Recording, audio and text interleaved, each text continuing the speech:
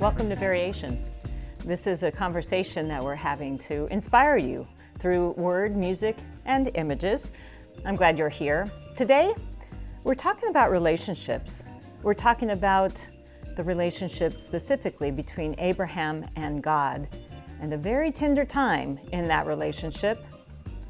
It might tell us a little bit about how we can live our relationships in a better way. I'm glad you're here.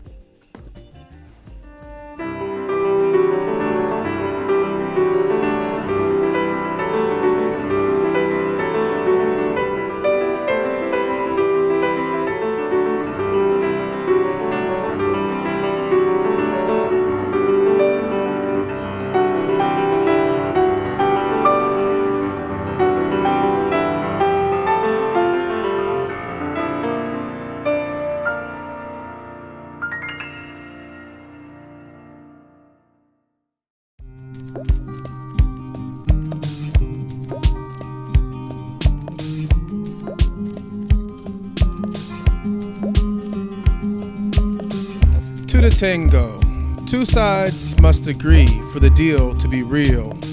Relationships acted out by actors, free will, chill.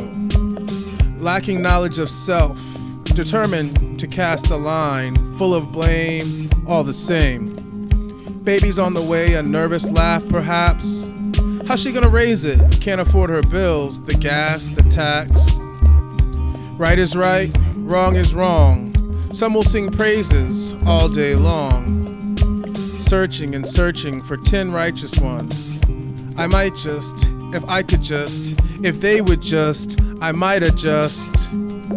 How great the sound, ungovernables rumbling on the ground. Some turned, went away.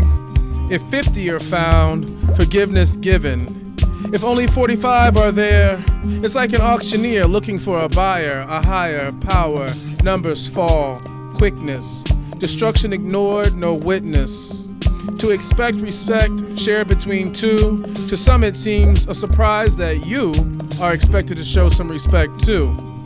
No time for forgiveness, don't forget this. You've been blessed with goodness so that you may spray your greatness. Stop procrastinating, there exists a world awaiting, birds exiting cages so that they may be rageless, no longer faceless, but loved as neighbors.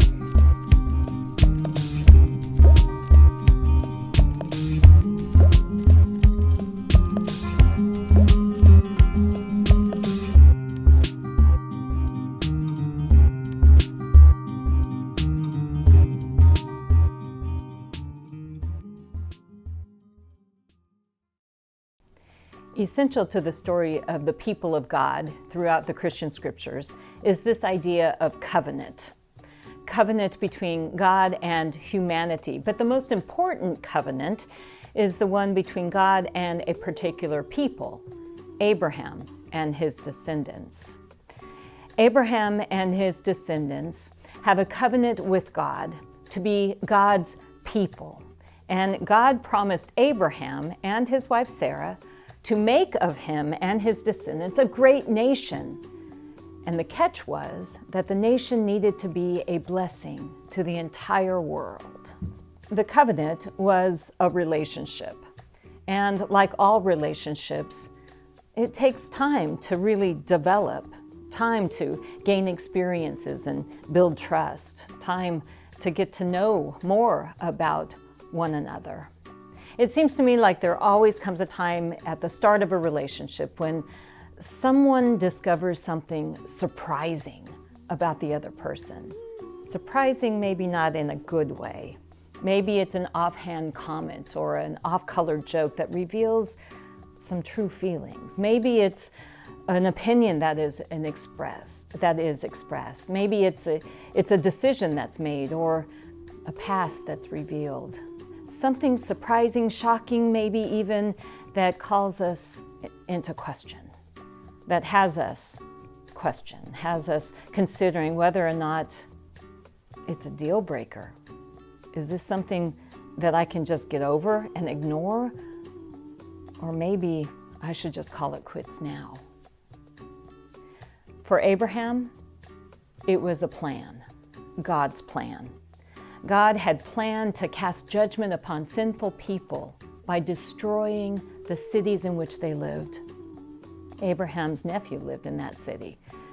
And Abraham, at this point, didn't have any children at all. And Abraham was close to his nephew. What would he do? He didn't know God well enough to know whether or not God would hear his concerns. Is there something he could say? Would God listen? Abraham decides to speak up. He asks God, humbly, carefully, courageously, God, would you destroy the whole city if there were righteous people there? Like maybe 50 righteous people? God considers it and says, no, I wouldn't. So Abraham pushes. What about 40 righteous people? 20? 10? At each turn, God says, no, you're right. I would not kill all the righteous along with the sinful. Abraham was pretty courageous in his approach to God. Yes, because it was God he was trying to approach, but also because it is not easy calling into question someone with whom you are in relationship. It's even harder to be able to ask those kinds of questions, to have that kind of conversation and keep the relationship intact.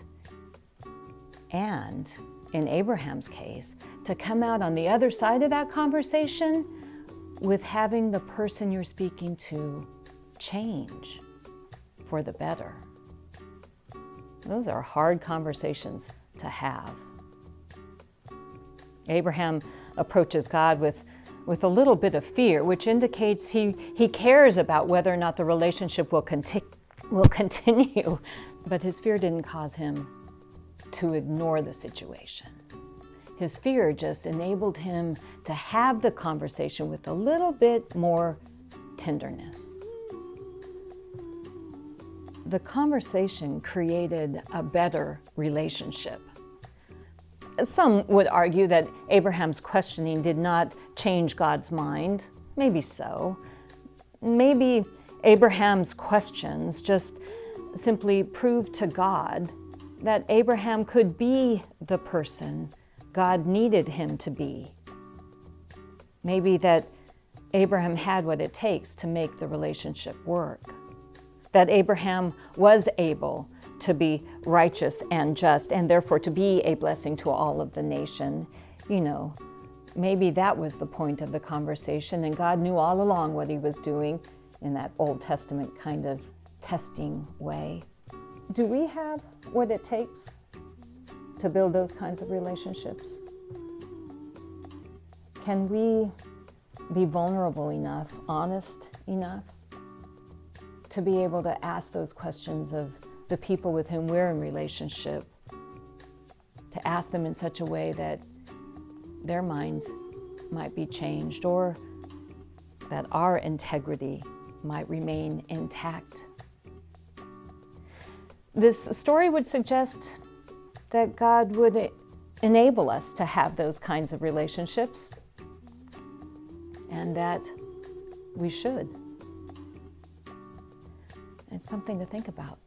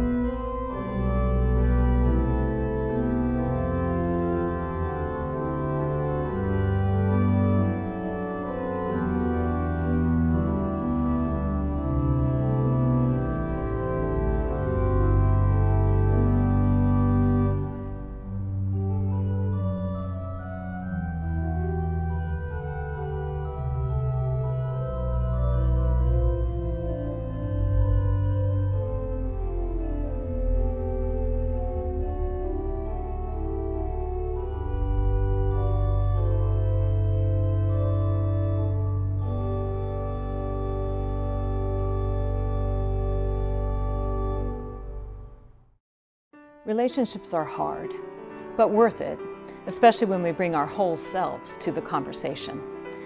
I invite you to comment below about maybe a courageous thing you did in a relationship and what difference it made. I'm glad you've joined us here.